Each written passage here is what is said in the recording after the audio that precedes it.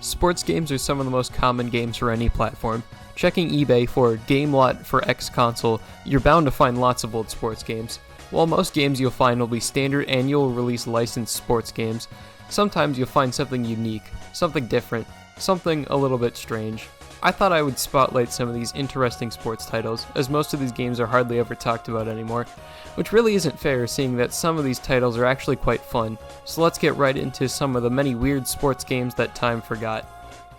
The first game I want to talk about is Hyper V-Ball. Released in 1994 for the Super Nintendo, the game is a 4-on-4 volleyball game. It consists of 3 leagues, the Men's League, the Women's League, and the Hyper League. Unlike other volleyball games at the time that used a top-down view to simulate volleyball in 3D, Hyper V-Ball opts to make the game entirely 2D, which limits the variety of locations in which you and the ball can go, which causes matches to take quite a while because of how predictable the ball can be. You only have 3 options for how far you spike the ball, as well as having a lob spike. In some situations you can bump the ball over the net, but the likelihood of scoring off a bump is slim to none. The Men's and Women's League are pretty much identical, apart from the players' sprites and the selection of teams. But the real star of the show, and the reason this game is in this video, is the Hyper League. The Hyper League replaces the human players with robots, as well as switching out the human referee for a robot who mocks you when you give up points. There's a large selection of teams, but I always pick the Lethal Machines, purely because the players have completely ridiculous names. The team I played had players with cool names like Steel and Illume, while my team had players like Saw, Car, and my favorite, Stove. The Hyper League isn't all cosmetic changes, there are some gameplay changes too. If a player gets hit hard with the ball, they will fall, and also sometimes you can perform special spikes with different properties, like creating 2 fake balls to confuse your opponent, or having the ball hover in the air longer. Hyper V-Ball is quite fun volleyball game that I think deserves more attention. I'd recommend checking this game out, especially with a friend, because this game is fun both against the computer and against other people. The next game is weird in a different way than Hyper V-Ball, because Hyper V-Ball was rooted in volleyball being a real sport. However, this next game removes us from the reality of real sports and brings us to the fictional world of Harry Potter.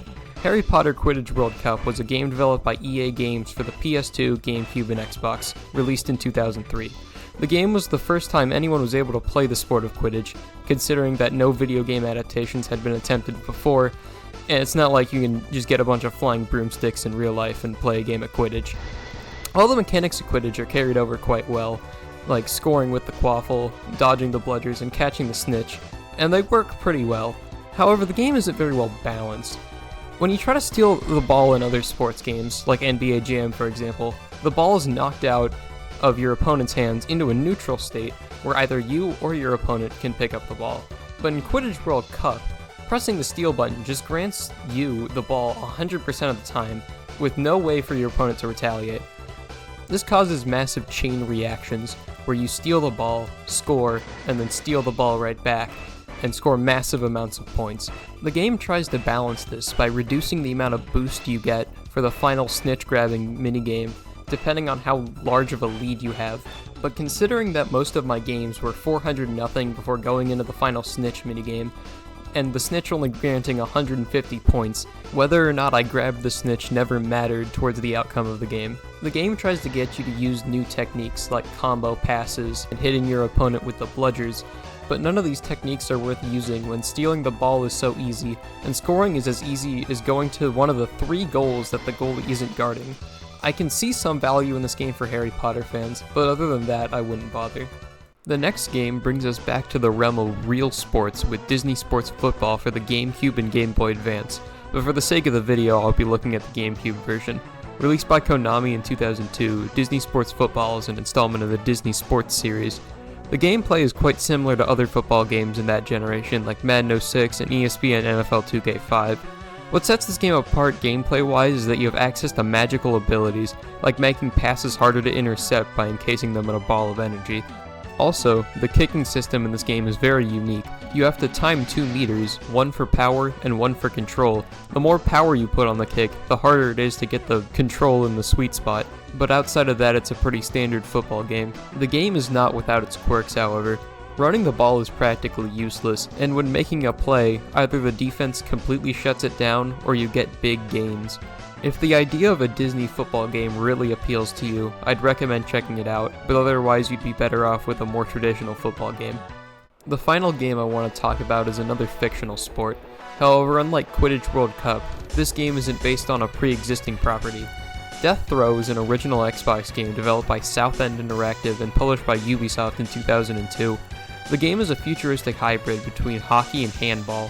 However, rather than having a traditional steal mechanic, the game instead has a fighting system that allows you to not only steal the disc, but also do things like knock out the goalie to let your teammates score easily, or just deal damage to your opponent, since getting hurt enough can result in impairing a player's stats, or even taking them out of the game entirely.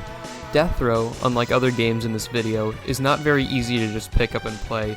You need to manage positioning yourself to score, quickly blocking shots on your goal when needed, as well as changing your team's formation from neutral to offensive to defensive in order to adapt to the given situation. The game is also very hard. Even on normal, the computer is incredibly aggressive and hard to counter. There's lots of unlockable teams, but of the four you start with, the convicts are the best for new players. Their high aggression and toughness stats allow you to tank lots of hits while being able to hit your opponents hard. There's a lot of depth in the mechanics of Deathrow, and when you start to get the hang of things, it's an incredibly fun and rewarding experience. I would highly recommend seeking out Deathrow, especially since it's backwards compatible with the Xbox 360, but not the Xbox One onwards though. These were just some of the many strange sports games that most people don't talk about much. Some of them good, some of them bad, all of them weird, but only one of them has stove. I might make a part 2 or even cover weird games from other genres, but until then, remember to like and subscribe, and I'll see you next time.